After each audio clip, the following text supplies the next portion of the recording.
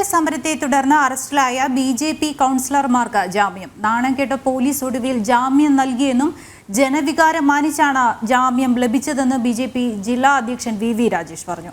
മേയറുടെ നേതൃത്വത്തിൽ കൗൺസിലർമാർക്കെതിരെ ഗൂഢാലോചന നടന്നെന്നും വി രാജേഷ് ആരോപിച്ചു.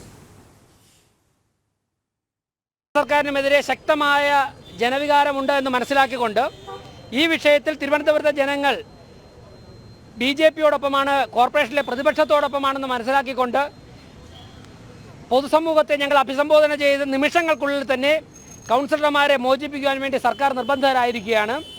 തീർച്ചയായിട്ടും അവരുടെ ഒരു ഭീഷണിയായിരുന്നു റോഡ് വിഷയം ഉന്നയിക്കുന്നവരൊക്കെ തന്നെ ജയിലിലടയ്ക്കുക എന്നുള്ളത്.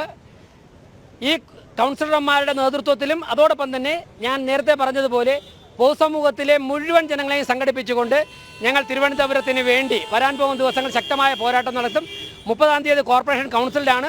കൗൺസിലിൽ ശക്തമായിട്ട് ഈ വിഷയങ്ങൾ ഉന്നയിച്ച് ഞങ്ങൾ മുന്നോട്ട് പോകും.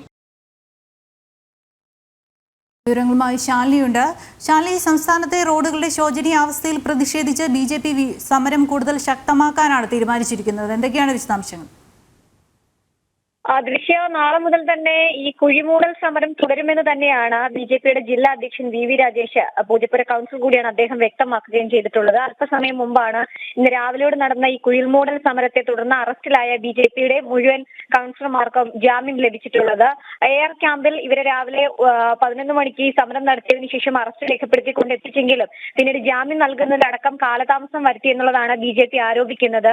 മേയറും ഒപ്പം തന്നെ ജില്ലാ പോലീസ് മേധാവി ഉൾപ്പെടെയുള്ളവർ ചേർന്ന് ചില ഗൂഢാലോചനകൾ ഇവരുടെ അറസ്റ്റിൽ നടത്തിയിട്ടുണ്ട് എന്നുള്ള രൂക്ഷ വിമർശനം കൂടി ബി.ജെ.പിയുടെ ഭാഗത്ത് നിന്ന് എത്തുകയും ചെയ്തിട്ടുണ്ട്. സ്കൂൾ തുറക്കാനിരിക്കുന്ന സാഹചര്യം, തലസ്ഥാന ജില്ലയിലെ നഗരസഭയ്ക്ക് കീഴിൽ സ്മാർട്ട് സിറ്റികളുടെ സ്മാർട്ട് റോഡുകളുടെ നിർമ്മാണം പാതി വഴിയിൽ തുടരുന്ന ഒരു സാഹചര്യമുണ്ട്. പല മേഖലകളിലും കൂറ്റൻ കുഴികൾ രൂപപ്പെടുകയും ഈ കുഴികളിൽ വെള്ളം നിറഞ്ഞും ഒക്കെ തന്നെ ഗുരുതരമായിട്ടുള്ള അപകടങ്ങൾ ഉണ്ടാകുന്ന സാഹചര്യം കൂടി നിലനിൽക്കുന്നുണ്ട്. ഈ പശ്ചാത്തലത്തിലാണ് ഇന്ന് രാവിലെയോട് കൂടി ബി.ജെ.പിയുടെ മുഴുവൻ കൗൺസിലർമാരും 35ഓളം വരുന്ന കൗൺസിലർമാർ ഈ കുഴി മൂടിക്കൊണ്ടൊരു പ്രതിഷേധ സമരം നടത്തിയത്. പക്ഷേ പ്രതിഷേധ സമരം പാതി വഴിയിൽ എത്തുമ്പോൾ തന്നെ പോലീസ് എത്തി മുഴുവൻ കൗൺസിലർമാരെയും അറസ്റ്റ് ചെയ്ത് നീക്കുന്ന ഒരു സാഹചര്യം ഉണ്ടായിരുന്നു. 23ഓളം കൗൺസിലർമാരെയാണ്, മുതിർന്ന കൗൺസിലർമാർ ഉൾപ്പെടെ വനിതാ കൗൺസിലർമാർ ഉൾപ്പെടെ 24ഓളം പേരെയാണ് പോലീസ് അറസ്റ്റ് ചെയ്ത് മാറ്റിയത്. പിന്നീട് എയർ ക്യാമ്പിൽ ഇവരെ എത്തിക്കുകയും ചെയ്തത്. പക്ഷേ ഇവർക്ക് എതിരെ ചുമത്തിയിരിക്കുന്ന വകുപ്പുകളോ ഇവർക്ക് എതിരെയുള്ള കേസിന്റെ FIR അടക്കമുള്ള കാര്യങ്ങൾ ബി.ജെ.പി. നേതൃത്വത്തിന് നൽകിയില്ല എന്നൊരു വിമർശനം കൂടി ജില്ലാ അധ്യക്ഷൻ ഉന്നയിക്കുന്നുണ്ട്. ഈ സാഹചര്യത്തിൽ കൂടിയാണ് പ്രതിഷേധം ശക്തമാക്കാൻ ഒരു തീരുമാനത്തിലേക്ക്